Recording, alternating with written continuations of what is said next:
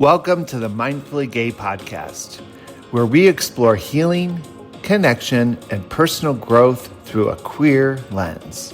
In today's episode, we're talking all about shadow work. What is it? How it shows up in our lives, and why it's especially important for queer folks to engage with it. We'll also be sharing some of our own stories and strategies for working through the darker parts of ourselves, and what can happen when we stop hiding from them. Let's get started. Hello, everybody. Welcome back to the Mindfully Gay podcast. I'm John, and this is Jerry. We're so glad that we're here with you. Thanks for joining us in our living room. Your living room. My living room. Yeah, this is a real space. This isn't an AI background or anything. This is actually a real wood burning stove. We're in a cabin. We are really here. Wow. So what brings us here today, Jerry Buie? Well, and I was thinking about what we talked about in terms of a topic, and I thought, how interesting, because we're recording this and it will come up, a couple weeks from now, but literally this is the first week of the Trump presidency. Yes, yeah. There is a lot of anxiety in the air. True. A lot of people talking, complaining. I think, I can't do this for 4 more years. It's only been 4 days, and we have to do 4 years of this, right? Do the math. That's a lot of days. That's a lot of days. It's over 1,000 days, yeah. And talk about all the triggers that come up. Mm-hmm. Well, I was also reflecting on just the we just kind of recently celebrated our year anniversary with the podcast. Right. And, a lot of things have shifted and changed about Mindfully Gay, and we have sweat lodges coming up. We have heart circles and pipe ceremonies coming up. We have a retreat coming up in April. Right. That is on the website. Yeah. Trip to Peru in October. Oh, yes. Yeah. Ruben will be here in a couple of weeks. Yeah. So a lot of things are happening. So I want to encourage people to go to the website and check out the schedule. And certainly if people have ideas for events or events that they would like to find a platform that they could promote it, I think we're available to do that. Yeah, absolutely. To build community and connection. Mm-hmm. And so we don't forget, we can mention this at the end of the program too. If you are following on Apple Podcasts, there's a little link there to send us a text, right? Yes, you can now communicate with us directly. Yeah, directly from the podcast. Yeah, and then we would love people's reviews on Spotify and Apple. I think we have figured out, it's only taken a year, that if people leave reviews, that it creates more visibility for us. Yeah, we'd like to have more people just kind of tune in, see what's happening, and see if this resonates with folks, and continue to join in the conversation and build this community. Yeah. So we were brainstorming about topics. Yeah. And you had a little secret stash of topics.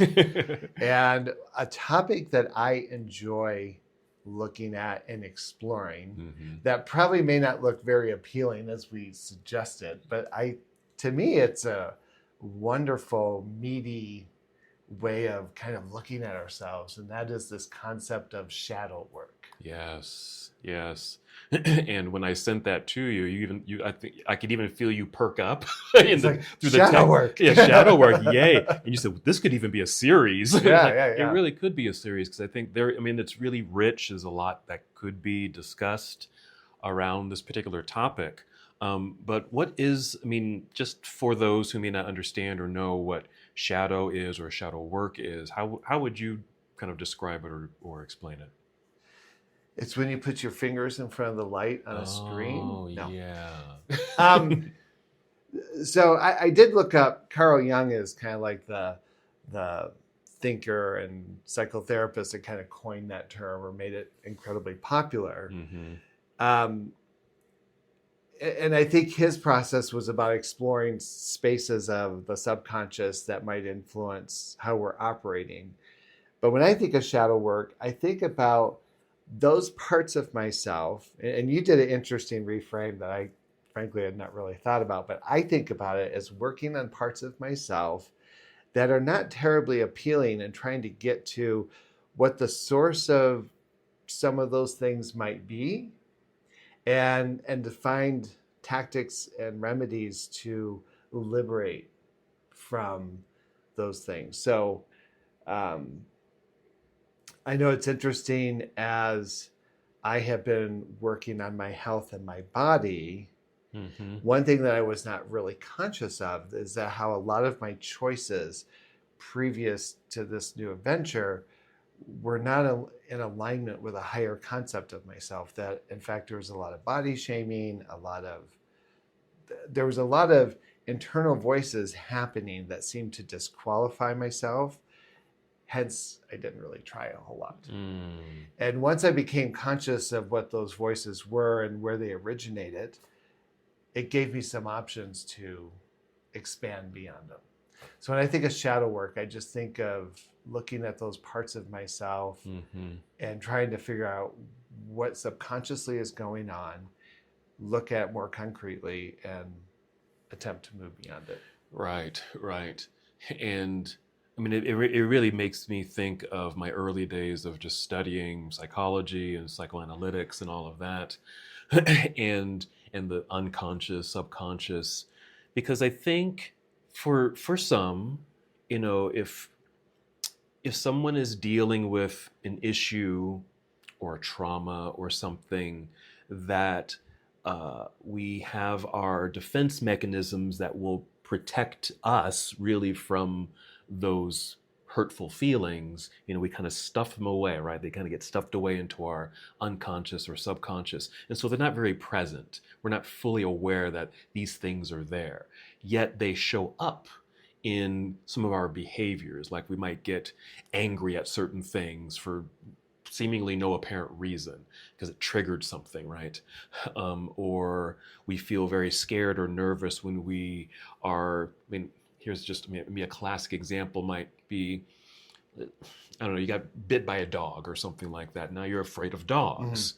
And so you feel kind of triggered whenever you see a dog or hear a dog, right? Something just happens in your body. That might be a little bit more conscious, but think of that on an unconscious level where things are just kind of stirring around in there, and things in the external world might trigger or influence or tap at that feeling, and it might manifest in a certain way, whether it be anger or an outburst, or even crying or depression or any kinds of those emotions. Yeah, so that's what I think about when I think about shadow work, just some of those early psychoanalytics and working with the unconscious and subconscious. Well, so as you were talking about that, I know we're talking about interpersonal psychodynamic concepts, but I was thinking about in terms of, right, we're mindfully gay and looking at the gay population, the gay bi transgender male population. Right. A lot of what you said could have easily been translated through a macro lens. Yes, for sure. To say, okay, one might want to ask, what are the shadows that propel or motivate us communally? Right. I can think of there are a few things I hear people say frequently in reference to. I've never had a straight person come into my office complaining about relationship dynamics and blame the heterosexual world for it. Those straight people just make me crazy. I'm never dating another straight person again. I've never ever heard that. Never hear that. But I will frequently hear gay men in particular say, I've just had it with gay men. I'm going to go marry a woman. And like, right? But somewhere in there is this shadow, right? That template that somehow wants to place blame or put emphasis on the idea that gayness is the pathology, as opposed to lack of relationship skills or interpersonal skills. Mm. I think I often see narratives, people get really locked into the narrative of victim and martyr. And it even kind of shows up in a lot of our politicking where we tend to position our narratives around, look how badly we're treated, or we need to be treated differently by others. Now, I'm not disagreeing with that, but I'm not willing to base my sense of identity on that narrative. But somewhere in there is that narrative that says my life will only propel itself to whatever potential I have as a victim, as opposed to, what does it look like to thrive? Am I making sense? Yes. Yeah. You know what that reminds me of? Because if we're sitting in that scope of, and using that as a context of where some gay people sit, it reminds me of, I just started reading this book. Have you heard of it? Existential Kink. Ooh. And it talks about shadow work. Mm-hmm. But explores not only the detriment of shadow existence sometimes, like manifesting in something that's unhealthy, for example, or globalizing, making a statement like, gay people are bad in general, but taking a look at the benefit and perhaps even the pleasure that one might experience because of their shadow. So someone might take pleasure in being the victim. Someone might feel pleasure in being the martyr because they're getting attention for it. And so if they play victim or play martyr and they get attention for it, that gets reinforced. And so there's this kinkiness around that. Like, ooh, I'm getting some kind of, ouch. Yeah, in a good way, right? And I think that's another way to even look at shadow work, that it's something that we're not just necessarily working to seek and be aware of and get rid of, maybe, but maybe, also looking at how it benefits or provides pleasure and reinforcement for some people, and even a community. Well, I think I see this with clients, and I'm thinking about it even on a communal level, right? That sometimes we learn how to show up in a particular way because it's what's effective at the moment. Yeah. Right? So if I certainly would say there have been times in our history, in our existence, where we have been oppressed, where we have been victimized, where safety was always a perpetual issue. And then those issues still exist, but we built a political platform around the injustices of those circumstances. I wonder, though, if that same coping strategy is effective today in 2025 as it was in 1985. Right. Right? Mm-hmm. Yeah. It's, some defense mechanisms, they work great, as a kid, as a teenager, working through things, having these defense mechanisms are effective. And so you use them often, consciously or unconsciously. But I think for some, and particularly, certainly with an individual, but I think it can happen with the community too, those defense mechanisms can get outdated. Not only outdated, but they just don't work anymore. Mm-hmm. Are they effective? But we still turn to them, thinking that it's still going to work. Right. But they really don't hold the same substance or hold the same facility of being able to kind of protect that person or even help that person. It's probably failing them. Well, I think whenever we get locked into a strategy, if we ever think that our identity has landed in a particular space, we're probably in trouble. Mm-hmm. And I shared a couple of weeks ago, as I've kind of passed this threshold in my life, I thought I had things figured out and was kind of resting on the idea that, okay, I have it figured out. And then I'd be damned if those issues didn't show up again. I'm like, and I was so disappointed in myself that one of my mentors said, well, the issues don't necessarily go away, but you evolve around those issues as you evolve as an individual and as you chronologically and developmentally shift and change. Yeah. And I think maybe what you and I are talking about on a communal level is, I think sometimes in our community we have struggled in the willingness to evolve, especially around purpose and meaning. Yeah, that's good. Right? Mm-hmm. Because you're either an OnlyFans producer or consumer. You're only, you're a body and a sexual centric person, or, we're still kind of struggling to have valid conversations around spirituality and how we treat each other and sociality. And right, as a community, are we willing to evolve this sense of who we are? If you think about different racial communities, for instance, like Maya Angelou stood out as someone that encouraged people to shift and evolve.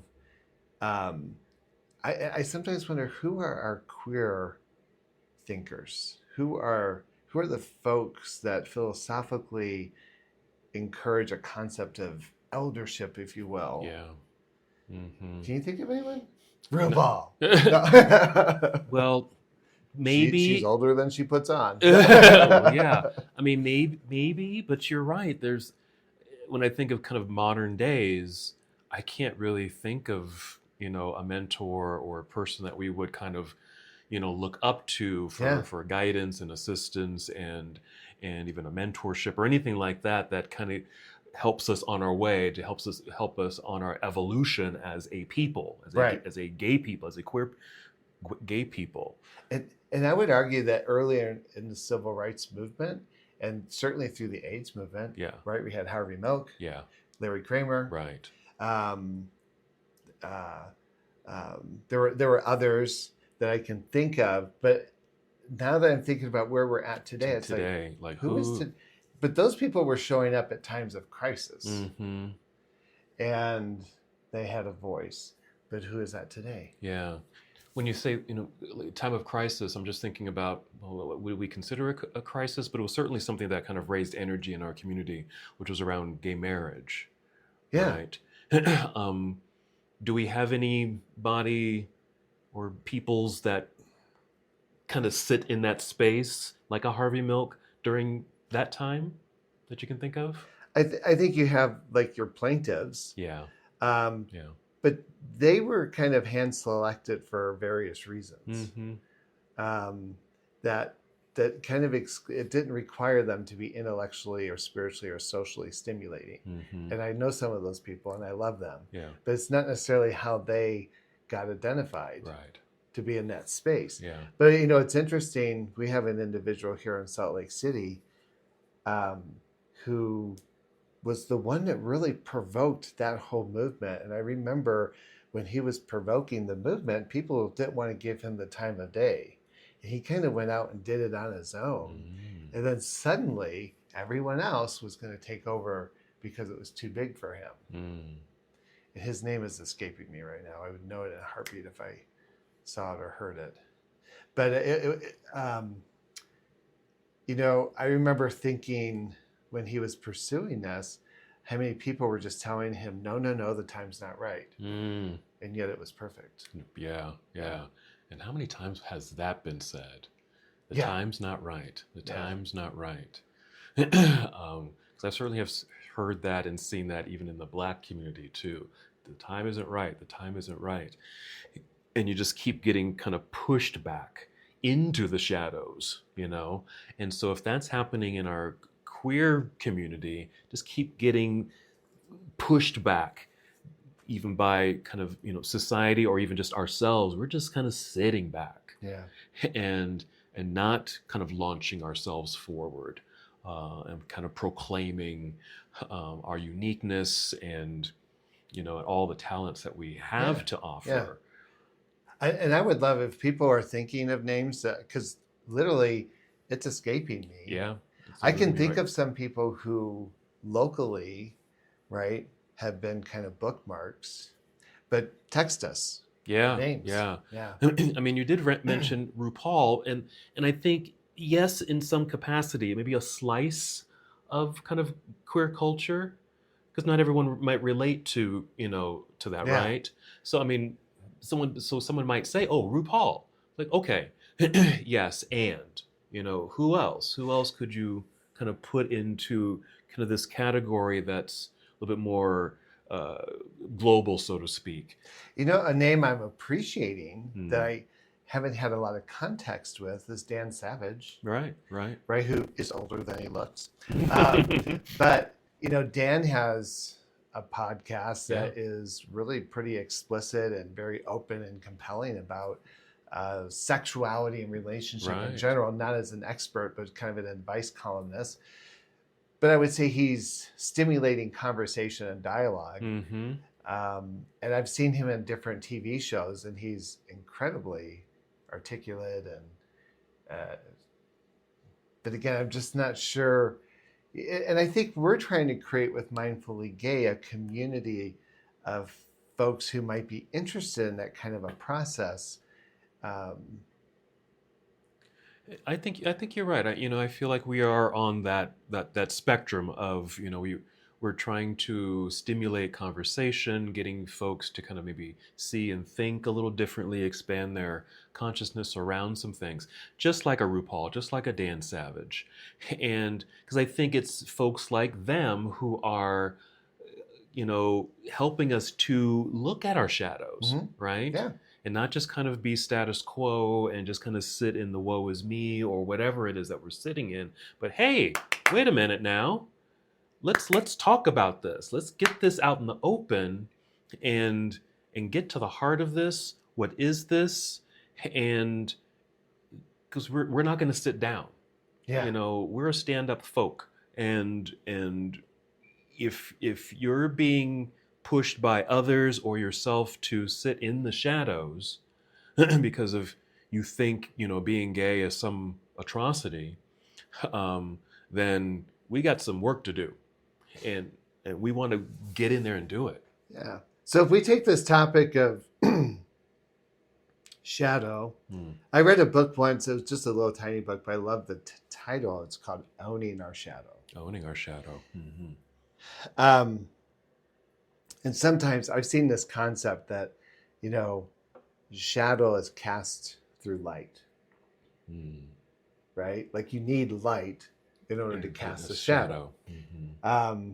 And I do think sometimes people do this all-encompassing thing, like I'm all bad, right? It's like, well, no, we all have aspects of ourselves that are worth examining and challenging.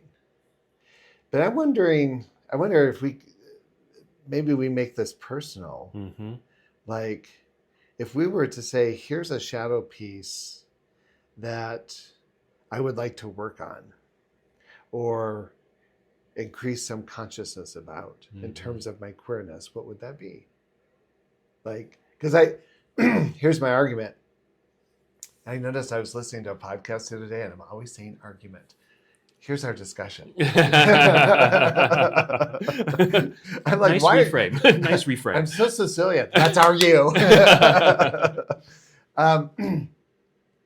I think the discussion could be something. I lost my train of thought. What was I saying? Something personal, and I mean, what? Oh, about our queerness, because just to put it in this context. Mm-hmm. I've been gay for about 3 years now. You just came out. Congratulations. But we all have grown up under the umbrella of a heteronormative Christian umbrella. And you don't have to identify as Christian. USA is a Christian nation. It is, we take Christmas off. Sundays becomes a holiday, right? Because Christianity is kind of like the overarching, if I were in the Middle East, I wouldn't have to be Muslim, but I live in a Muslim nation. Yeah. We live in a Christian nation. So we grow under these different umbrellas. Yeah. Whether you're gay or transgender or whatever, right? The normative language and the places of privilege are around those umbrellas. And what I find is I'm constantly challenging and evolving my sense of identity as a gay man with how I identified that in the 90s. It's not how I do it in 2025. Yeah. Right? And that's because I'm constantly evolving. Concept of gender and gender expression. I may not be non-binary or transgender, but I'm open to the dialogue that encourages me to look at the idea of my gender. And in that are certain kind of shadows that I get to wrestle with. Yeah. So in asking that question, like, how would we kind of evaluate our own journey with gayness, and what parts might be our edges or shadows to look at? Something that comes to mind was, you mentioned that, I was just thinking about like relationships and marriage. I mean, because of the structure in which I lived, and a lot of us have lived, heteronormative. I have a mother and father married to each other, had a child. And so the framework and model is a man and a woman marry, have children. That's what a relationship looks like. And so if I feel like I'm different in some way, or just I don't seem to fit that norm, because, well, I'm attracted to boys, I'm attracted to men, does that mean that I can't get married or have a relationship? Because that's not what I grew up with. And so I guess the shadow piece, and maybe help me with this a little bit, my definition or my thought or imagination around relationship gets nullified because, well, I want to be with a man, but that's not correct. That's not what's around me. That's not what my mother and father have shown me, or taught me, or my church told me, or all the other heterosexual relationships I've encountered. Mine isn't correct. So even if I have an attraction to men and I want to be in relationship with a man, that scares me, especially if I wanted to show affection to my partner in public, right? Holding hands. I've certainly have had partners and boyfriends where we may have been holding hands kind of under the table or secretly or in the dark. And if someone walks by, it's the quick, whoop, pull the hand away, And there's still a piece of me, even though I hope I've evolved as a gay man and can feel a bit more comfortable in expressing myself that way with a partner in public. But there's still a little twinge of, I don't know, is this safe? Is this correct to hold my partner's hand or even give him a kiss? Yeah. I can feel the shivers already in my body around that. As you're talking, I'm thinking, so I've been with Bruce for 30 years. Thanksgiving will be 30 years. And so we got together in the 90s. And at that time, we weren't using the words husband. We were partners. Partners. And in 2013, we got married. Yeah. Because we could get married. And now legally, he's my husband. Yeah. I frequently default to the word partner because husband doesn't feel authentic or something. It's not that I don't love or see him as my spouse and my companion and everything. There's this hesitation that the word husband comes with a certain risk. And so this is how my conversations go. This is, yeah, I have my partner Bruce. I mean, my husband. Oh. Like I have to like intentionally correct it. Mm-hmm. And when I say it, I have some hesitation to it. Yeah. Yeah. And Hmm. and even to this day, Hmm. we don't do a lot of public displays of affection unless we know we are in a completely affirming environment. Exactly. So like last Pride, we went to a club and we were holding each other's hands. We were rubbing each other's back. I mean, but we knew that we were in our territory. Yes. Mm-hmm. But would I do that EOS? Nope. Probably not. There's these two young guys at my gym, beautiful young men, probably young men. They're probably in their 30s or late 20s, but they hold and they're in really good condition. I mean, like there's nothing,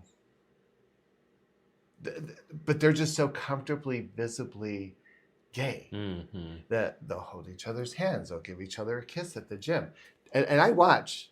For their safety, I'm watching the gym. Yeah, yeah, I've done that before. Yeah. What, kiss someone? Well, why?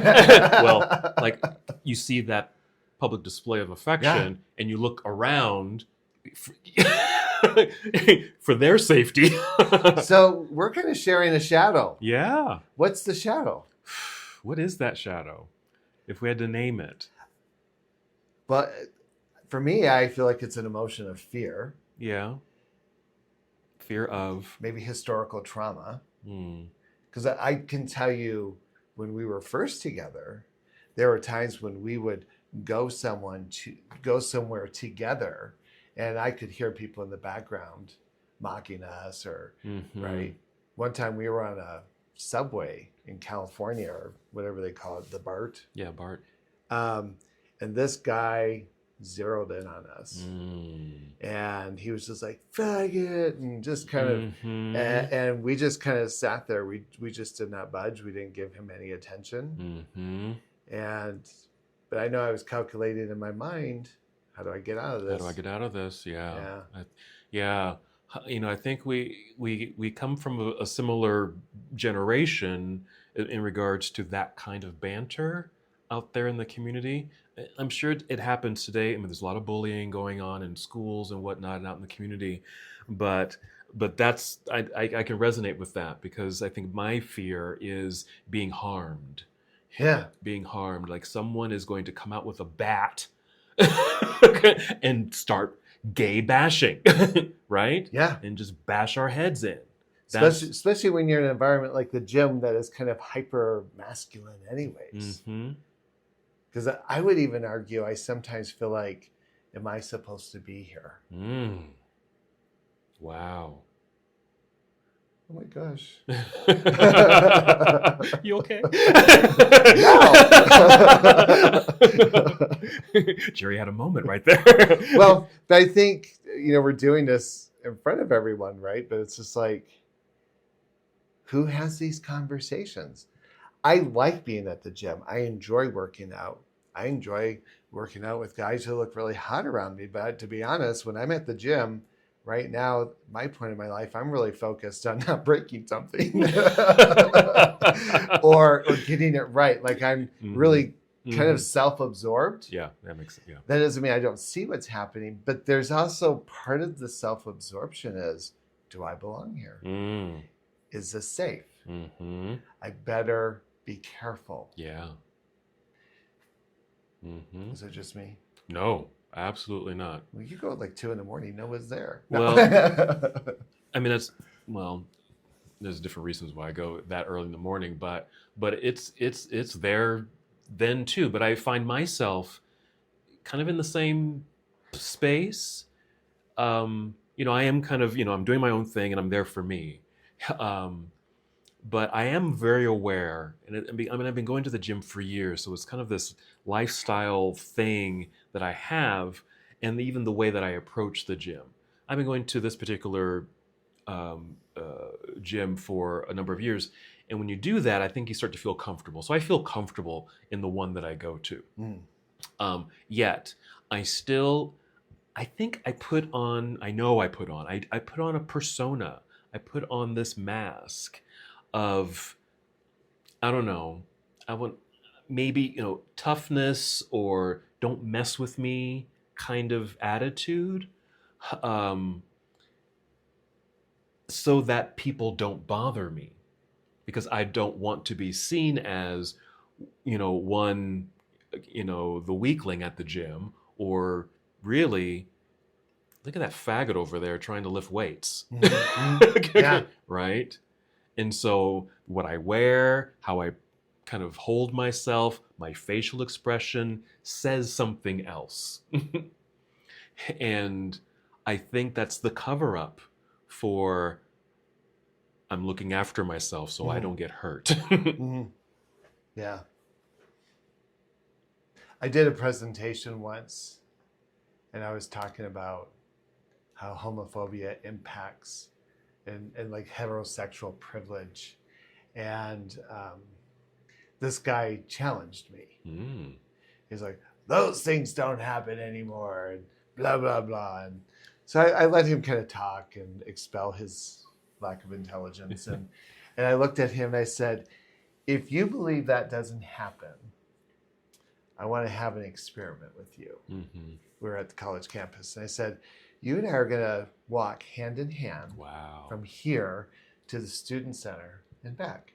And we're just going to hold hands. Oh, I'm not going to do that. Well, why not? Why not? It sounds like a perfectly safe thing to do, doesn't it? and I called him out. I was just like, help me understand what comes up for you. I know you're straight. You know I'm gay. There's no question about our sexual orientation or how we relate to the world. We would just be two men holding hands to the student union and back. I'm wondering why that's so edgy for you. And we never did go for the walk. It didn't go for the walk. Did he have a response? Stopped talking. Oh, okay. I was going to say, did he have a response? But so I'm listening to this. I think we share similar, right? Like it's this interesting way of coping. The shadow is maybe historical trauma. Yeah. The shadow is fear that's based on history. Here's another thing I've had happen. So I've been working out a lot. I used to work out at this one gym, and now I work out at this other one. And a lot of people who used to work there now work out where I do, or I see them on Facebook or Instagram. And I've had a couple of these guys who I would describe as like hyper heterosexual, incredible bodies, the epitome of masculinity, if you will. And they will keep track of me, and they'll say things like, I'm so inspired to see you at the gym. I'm encouraged. Like they're giving me accolades because they're seeing me show up in a particular way.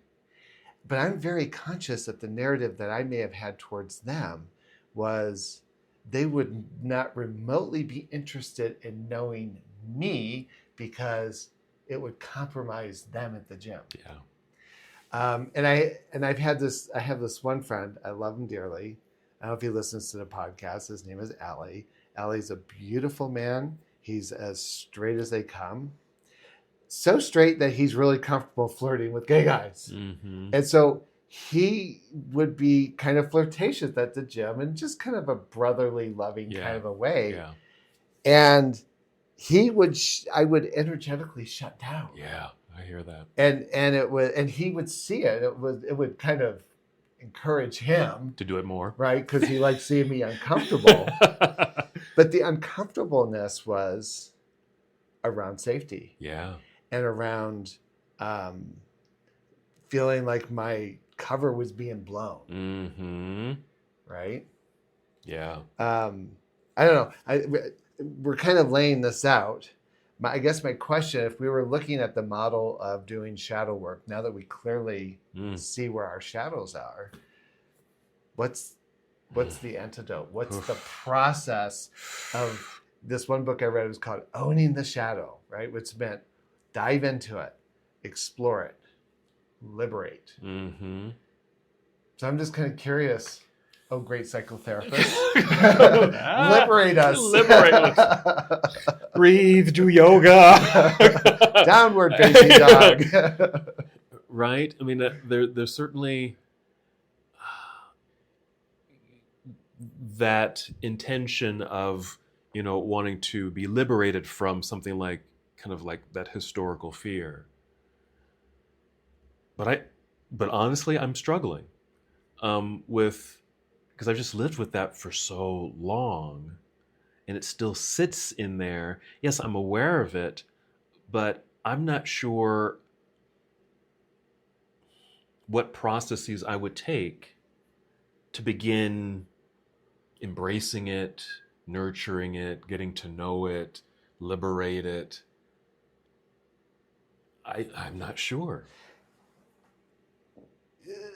So am I hearing you say, I have lived with it for so long that it's part of my identity? It's part of the fabric of me? I would say yes. And this might be too deep for the podcast, but I've lately been having this interesting kind of ethical question in my mind. Because I agree with you. It's like, I try to imagine my life absent of that fear, of that apprehension, of that kind of marginalization. Mm-hmm. And I will ask clients, in the absence of this thing, depression or anxiety, Mm-hmm. how would your life look? Mm-hmm. Right? And clients will be just like flabbergasted. Like, I've never contemplated the vision of my life in the absence of this thing. Like, in the absence of it, I would have more abundance of what? And so I sometimes wonder, is it ethical? Like, we both see this as a limitation. We both see it as something that kind of impacts our overall sense of wellness, if you will. Mm-hmm. Right? And there's a whole body of research around minority stress and the consequences of it. Like, minority stress takes years off our lives. Mm-hmm.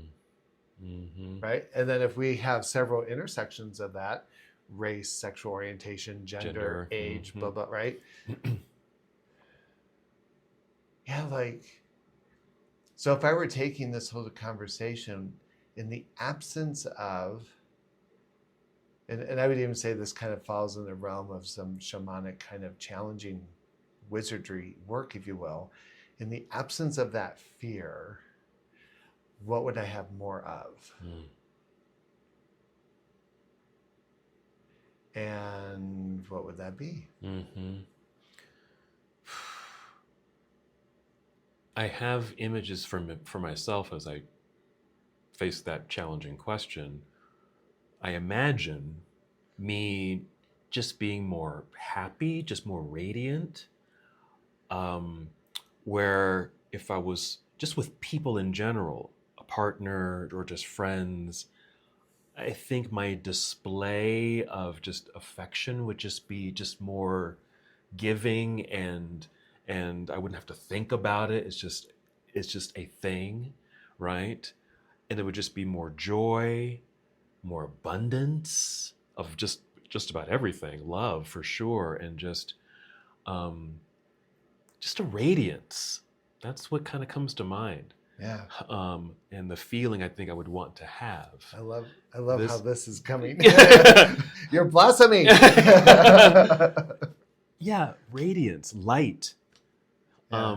And being able to stand up tall. I got called out, not in a bad way at all, but it made me think and kind of do some quick self-reflection. I had a photo shoot not too long ago, and it was just a simple thing.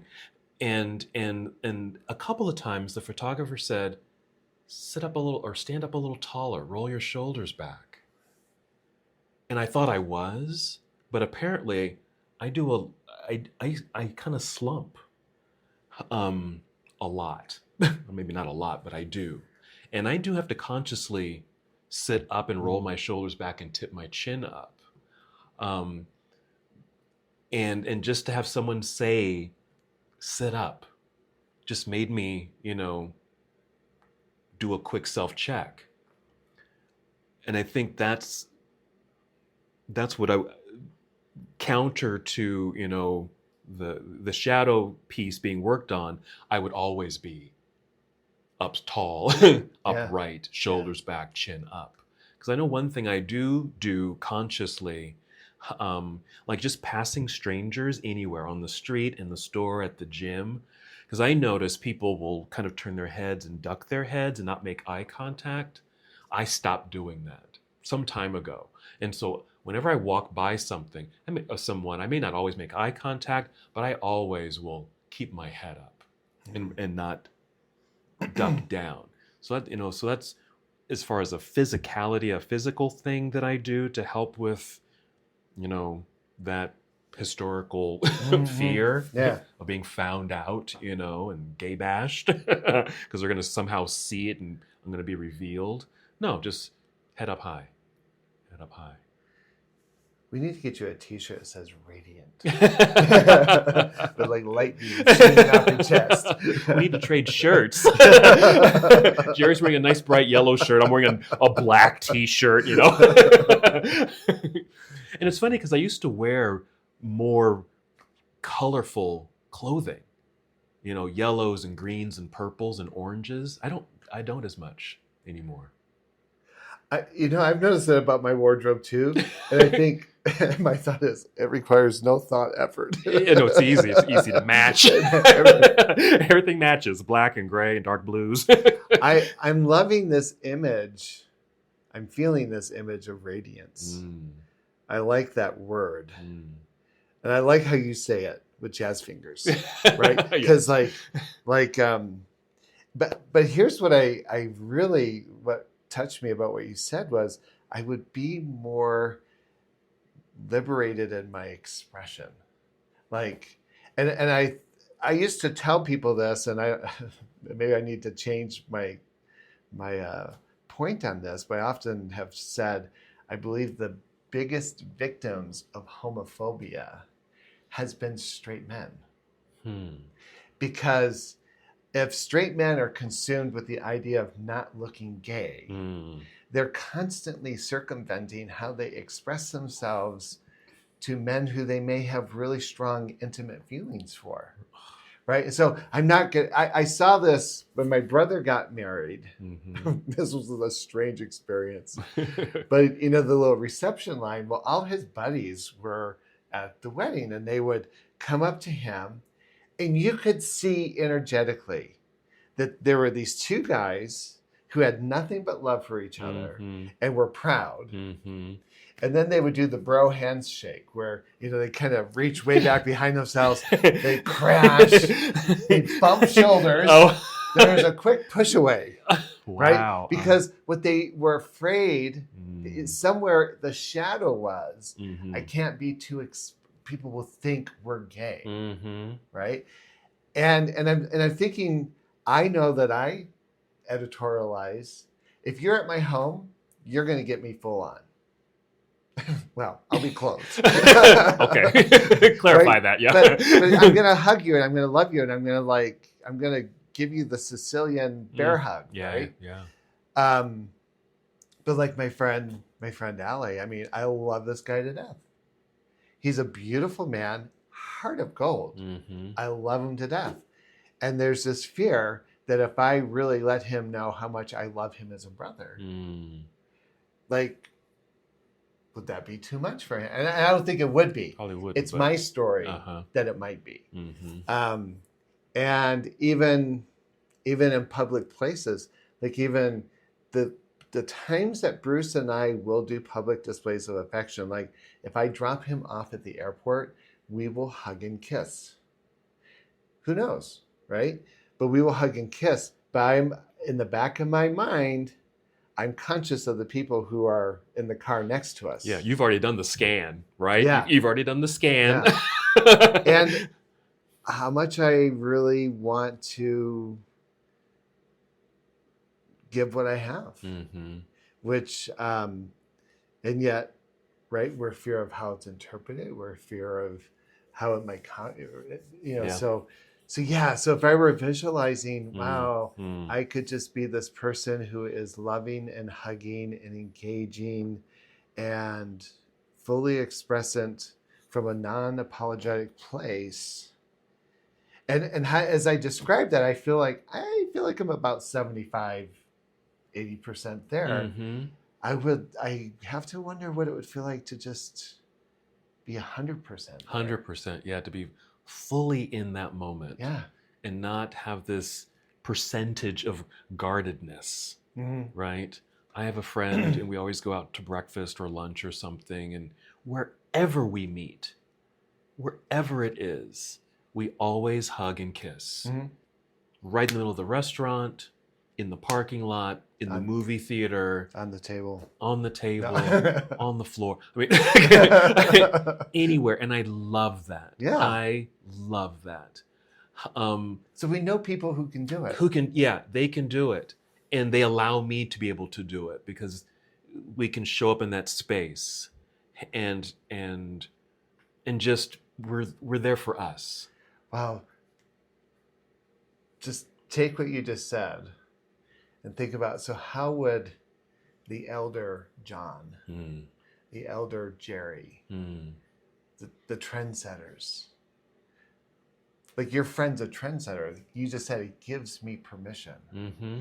Imagine if we could let that be infectious. And now he's infected you, and now you just infected me. Mm-hmm. And now we go out there and we spread our infection. Wait a minute. we spread the lesson. Okay. But do you hear what I'm saying? I absolutely hear you. Like, that is that's an interesting proposition. Mm-hmm. Like that, I feel a little challenged by that. Yeah, I like that. Because not only are me and my friend are just, it's about just us and just expressing the joy of seeing each other in that moment. And that's how we do that, the hug and the kiss in greeting and departure. I also want to say it can have a ripple effect. Other people do see that happen. Mm-hmm. And it's a variety of people. I don't know these folks, gay, straight, whatever, boys, girls, young, old, whatever. So they see this. And so in a way, it could be a little bit of an activism and to show that this is okay. Yeah. This is absolutely okay. And we're showing you that it's okay. Being a role model, being a mentor in a way, having that little boy perhaps just happen to glance and see two men hug and kiss might be just the spark he needs. Yeah. I was telling you about this gay couple at the gym, and they've had my attention for a while because I watch them and I think, and so one day I actually approached them. And I thought, okay, they're just going to think I'm this old queen who is hitting on them or something, shadow. Mm-hmm. But I went up to them, I thought, and I just said, I really appreciate how the two of you show up here. Mm. I said, I don't know that if I were your age back in my time, Mm-hmm. this was not something that would ever happen. Yeah. And I watched the two of you and I just think I'm so encouraged for the future. Mm. And so I just want you to know that I see you. Yeah. Yeah. And I'm watching you. And filming you. No. But again, my watching them partly is out of concern. Mm. But I love that it's working. Yeah. Or at least it seems to work for them. Mm-hmm. It certainly hasn't stopped them. And maybe in that case, they're being my elder. They might be 30 years younger than me, but they're teaching me something. Mm-hmm. I think that's important to Yeah. realize and remember. Our elders doesn't necessarily have to be those older than us or those who have passed on after, before our time. But it could be that kid or that young couple that give us that lesson. Yeah. So I'm thinking, wow. So if this were the end of my therapy session, I'd be like, okay, what's the takeaway? What do I do differently? Mm-hmm. With this layer of consciousness, we've wrestled with the shadow. We've identified what the shadow is. We even have some idea of the liberation, the radiance of being liberated. Mm-hmm. And I think, okay, what would I be doing differently to get closer to this ideal concept?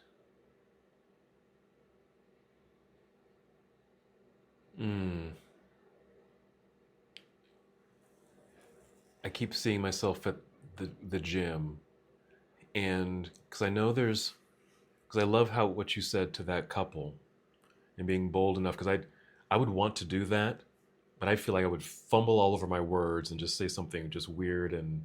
My voice was shaking. I literally was like, Yeah. I'm a pervert, but no. I mean, and that's the shadow part. That's the Yeah. fear, and that's the fear that I have. I'm just this old queen, or I'm, some kind of quirky, weird gay guy that's creeping on these guys, or whatever. Yeah. Because there's just some guys there. I don't know if they're gay or straight or not, but they're attractive looking, and I just want to say hi to them sometimes. But even just, this is so stupid, but. For me, sometimes just saying hi might, in my head, is that a turn on? Is that some kind of come on or something? What are you trying to do? I'm just. You know what line I've been working with? Because I'm like that too. I just think everyone's in their headphones, and there's always time when people are just sitting there and resting, and they're kind of staring like no one's around them, and I always feel awkward. And so lately I've been challenging myself, and my thing is, how's the workout going? Yeah. Or if it's in the locker room, how was the workout? Yeah. Simple, right? Or like in the sauna. Mm-hmm. And can I tell you, there, like, especially in the sauna, I would say, hey, how was the workout today? And it's almost like someone broke the ice. I'm always surprised. Yeah. And now we're like having this conversation. It's like, Yeah. okay, too much information. No. I was just being friendly. Yeah. But yeah. So what would happen if hey, how you doing? Mm-hmm. Or how's the workout going? Yeah. Yeah. What would that mean? For me, that feels approachable and safe because it's in the context of where you are. Yeah. Where if it was just a hi, I mean, so many things could be wrapped up in just a hi. It could be, how's your morning? True. Or your True. evening in your case. Yeah, exactly. But to put it in the context of, hey, how was your workout? Where'd you buy those shorts? Because I have done that, or someone has done that with me, and it just spurs just kind of a conversation. I have had people, again, I always am struck with this kind of feeling, only because it's so outside my comfort. And, working out with Nick is kind of an interesting experiment because he's always having you do kind of weird shit, right? It's not just your grunt, push and pull kind of a thing, but it's stability, your balancing and stuff like that. And every once in a while I've had someone say, wow, that's pretty impressive what you're doing. Or I've never seen anyone do those kinds of moves, or what kind of workout. Like, people are asking questions about my workout, of which I'm just like, oh yeah, but this is the philosophy behind it, and they're intrigued with it. Yeah. But it also tells me that I like to think I'm invisible, and the reality is I'm not. You're being seen. Yeah. And if that's happening for me, I sometimes wonder how many other people are here and feel invisible or not seen. Yeah. And so there's this part of me that's like, if I'm appreciating it, then I'm pretty sure most people are going to appreciate it. Maybe not, but fuck them. Yeah. I would say 85% of the folks that I've engaged in small talk, there's this one guy, I actually ran across him on Facebook, and I thought, oh, wow, this guy's gay. He's got, everything about his Facebook is gay. And so next day, So I'm at the gym. I went up and I introduced myself. Said, "Hey, I'm Jerry. I saw you on Facebook. We have so many friends in common." Mm-hmm. And we just chatted for about 2 minutes. Mm-hmm. And then we both went into our workout. But now, every time he sees me, Mm-hmm. I get a head nod Yeah. or a wave. Yeah. Or if we're working out next to each other, Mm-hmm. how's the workout going? Yeah. I don't know that we need to do more than that. I'm not there to socialize, neither is he. Mm-hmm. But maybe he's not feeling so isolated, and I know I don't feel so isolated. But it's challenging that shadow piece. Yeah, it is. Yeah. And that's why we started. I like shadow work Mm-hmm. because it's provocative. It's provocative, and it is revealing, and it does. It's informative. It teaches us something. It teaches us something about ourselves in a potentially wonderful way, where that shadow can, like we've just talked about, can potentially help me to shine Yeah. and be radiant, just because I just talked about this thing that I've been uncomfortable to talk about. Yeah. We're so invested in our bodies that we forget that we have to work out our self-esteem. We have to work out the kinks of who we are to find that liberation, to find that radiance. Mm-hmm. That, to me, that's just as valuable Oh yeah. than how many crunches I can. Right. Right. So, yeah. So Wow. I hope this has been helpful for people. I feel like I'm walking away. Thanks for the therapy session. Right. Because I feel like I'm walking away with some substance today. Me about, too. Here's some places I don't have to be held hostage to this. Mm-hmm. Right. I don't have to be kept in the dark, the shadow piece, and shed some light on it. And something very wonderfully revealing can happen. I feel very inspired by this conversation. Next week, there will be a follow-up. Okay. We're going to check in. Did you say hello to someone today at the gym? Right. Did you ask, how was your workout? So, right. Well, thank you so much for joining us on another episode of Mindfully Gay podcast. I'm going to say Codpast? It's not that. It's a podcast. And we certainly look forward to you joining us on our next episode. Thanks for spending time with us on this episode of the Mindfully Gay podcast. we hope it inspired you to take a closer look at your own shadow and to see it not as a weakness, but as a doorway to growth. We'd love to hear how shadow work has shown up in your life. Share your stories with us on Instagram at mindfully_gay. And be sure to visit our website, mindfullygay.com, to find out about upcoming free social events and ways to connect with our community. And don't forget to register for our weekend spring retreat. The dates are May 2nd, 3rd, and 4th in Sandy, Utah. Until next time, stay mindful, stay proud, and stay connected.